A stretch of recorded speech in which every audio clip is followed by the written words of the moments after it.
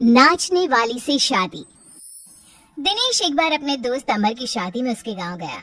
दिनेश और उसके दोस्त शादी में जमकर मजे कर रहे थे। अमर की शादी में एक नाचने वाली लड़की भी आई थी जिसका नाम था अमृता। उसका नाच देखकर वो लड़की दिनेश को बहुत पसंद आ जाती है। जब वो लड़की शादी में डांस करके वहां से जाने लगती है तो दिनेश उसके पास जाता है। देखो, तुम मुझे बहुत पसंद हो, तुम बहुत अच्छा डांस करती हो। पसंद करते हैं, ये बात समझ में नहीं आई। इसमें समझना कैसा? मैं तुमसे शादी करना चाहता हूँ। हाँ, आपको पता नहीं क्या, मैं नाचने वाली हूँ और हम जैसी लड़कियों से कोई शादी नहीं करता। बहुत लड़के आते हैं तुम्हारी तरह बातें बनाने वाले, शादी के प्रपोजल्स लेकर लेकिन शादी कोई नहीं करता। कौन करेगा मुझसे शादी? मैं सच कह रहा हूँ, मैं सच में तुम्हें बहुत पसंद करता हूँ और तुमसे शादी करना चाहता हूँ। मुझे तुम्हारी बात पर बिल्कुल भरोसा नहीं। अगर तुम सच में मुझसे शादी करना चाहते हो तो अपने माँ बाप को साथ में लेकर आना। मैं तुम्हें यहीं इसी गांव में मिलूंगी, ये मेरा पता है। शादी होने के बाद दिनेश अपने घर लौट आता है। अपनी माँ के पास जाकर कहता है, माँ, मैं अमृता नाम की एक लड़की को बहुत पसंद करता हूँ, उससे शादी करना चाहता हूँ। अरे बेटा, लेकिन ये अमृता है कौन? किसकी बेटी है? कैसा घर बार है, कुछ बताओ भी। बस सीधे आकर शादी की बात कर रहे हो। वो क्या है ना, वो लड़की एक नाचने वाली लड़की है। मेरे दोस्त अमर की शादी में मैंने उसे नाचते हुए देखा था। क्या? नाचने वाली लड़की? नहीं नहीं नहीं, नाचने वाली लड़की को हम अपने घर की बहू नहीं बना सकते। लेकिन माँ, मैंने उससे वादा किया है, मैं उसी से शादी करूंगा। वादा करने से पहले अपने माँ बाप से पूछना जरूरी नहीं समझा? किसी भी नाचने वाली को ऐसे शादी का वादा करके चले आए। लेकिन पापा, एक बार आप उससे मिल तो लीजिए, क्या पता आपको भी वो पसंद आ जाए। दिनेश के माँ और पापा दिनेश और अमृता की शादी के लिए तैयार नहीं होते। एक दिन दिनेश के मम्मी पापा अपने गांव से बाहर कहीं जा रहे होते हैं। तभी अचानक से एक गाड़ी वाला दिनेश के पापा के स्कूटर को टक्कर मारकर चला जाता है। दिनेश के मम्मी और पापा दोनों सड़क पर घायल होकर गिर जाते हैं। तभी वहाँ अमृता आती है। अरे अंकल आंटी, आपको तो बहुत चोट लगी है, चलिए मैं आपको हॉस्पिटल लेकर जाती हूँ। अमृता दिनेश के मम्मी और पापा को हॉस्पिटल में एडमिट करवा देती है और उनका ख्याल रखती है। जब दिनेश हॉस्पिटल पहुँचता है, अमृता, तुम यहाँ क्या कर रही हो? तो क्या ये तुम्हारे मम्मी पापा हैं? वहाँ सड़क पर उनका एक्सीडेंट हो गया था, इसलिए मैं यहाँ हॉस्पिटल में लेकर आ गई। क्या ये वही लड़की है बेटा जो तुम्हें पसंद थी? हाँ माँ। माँ, यही तो है अमृता जिसके बारे में मैंने आपसे बात की थी। हमारी सोच गलत थी। ये लड़की तो बहुत अच्छी है और हम तुम्हारी इससे शादी करवाने के लिए अब बिल्कुल तैयार हैं।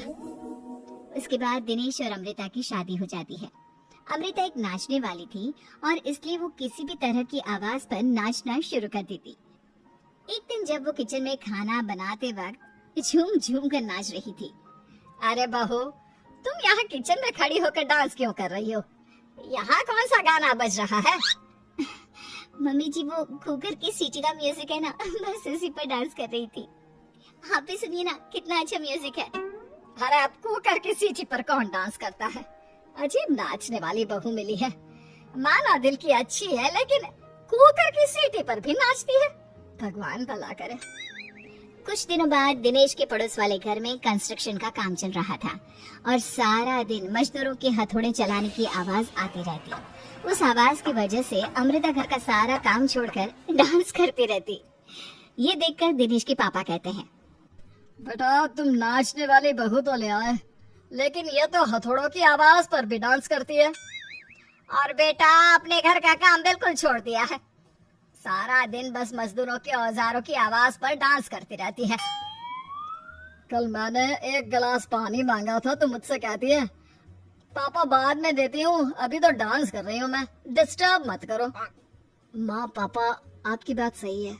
अमृता के ऊपर तो डांस करने का नशा कुछ ज्यादा ही सवार हो गया है। लगता है इसके पुराने काम का भूत इसके सिर में फिर से घुस गया है। अरे लेकिन बेटा, हम क्या करें? अब ये पूरा दिन इसी तरह नाचती रहेगी तो कुछ अजीब नहीं लगेगा? एक दिन दिनेश और उसका परिवार जंगल में पिकनिक मनाने जाने का प्लान करता है। दिनेश, उसकी पत्नी अमृता और माँ बाप चारों मिलकर जंगल में पिकनिक मनाने पहुंच जाते हैं। लेकिन तभी वहां पर जंगल के लोग उन्हें घेर लेते हैं। अरे क्या मुसीबत है ये? कौन है ये लोग? ये तो हमें जिंदा जलाकर खा जाएंगे। अब हमें कौन बचाएगा? सही कहती हूँ माँ, ये तो जंगली लोग हैं, ये हमें जिंदा नहीं छोड़ने वाले। अरे, डरने से बेहतर होगा कि हम अपने आप को बचाने का कोई उपाय सोचें। तुम्हारा क्या है, तुम तो नाचने लग जाओगी। तुम्हारा दिमाग भी काम करता है और तुम्हारे तो पैर भी काम करते हैं। अरे माँ, ये लड़ने का वक्त नहीं है, हमें कुछ सोचना पड़ेगा। अब सोचने से कुछ नहीं होने वाला, ये जंगल के लोग हमें पका कर खा जाएंगे। वो जंगली लोग दिनेश और उसके परिवार के हाथ पैर बांधकर उन्हें मारने की तैयारी करने लगते हैं। लेकिन उससे पहले वो आग जलाकर जोर शोर से नाचते हैं। उन्हें नाचता देखकर अमृता के अंदर की नर्तकी भी बाहर आ जाती है और वो पेड़ से बंधे बंधे ही जोर जोर से अपने पैरों से ठुमके लगाने लगती है। तभी एक जंगली बोल पड़ता है, लड़की, तुम यहाँ पेड़ से बंधे बंधे क्यों नाच रही हो? क्योंकि मुझे तुम जंगलियों से ज्यादा अच्छा डांस करना आता है। अरे जाओ जाओ, हम जितनी तेज डांस करते हैं उतना तो तुम कर ही नहीं सकती। लगा लो शर्त। अच्छा ठीक है, लगी शर्त। अगर तुमने हमसे ज्यादा अच्छा और तेज डांस किया तो हम तुम्हारे परिवार को जिंदा छोड़ देंगे। और अगर तुम हार गई तो हम तुम सबको जिंदा जलाकर खा जाएंगे। अच्छा ठीक है, मुझे तुम्हारी शर्त मंजूर है। अब बजाओ तुम्हारा जंगली ढोल, देखते हैं कौन कितना डांस करता है। वो जंगली लोग जोर जोर से ढोल बजाकर नाचना शुरू कर देते हैं।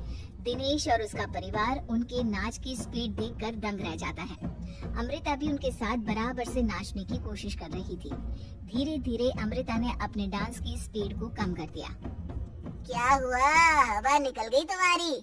बढ़िया है हमसे जीतने वाली। बस 1 मिनट रुक जाओ, तुमको तो मैं अभी बताती हूँ।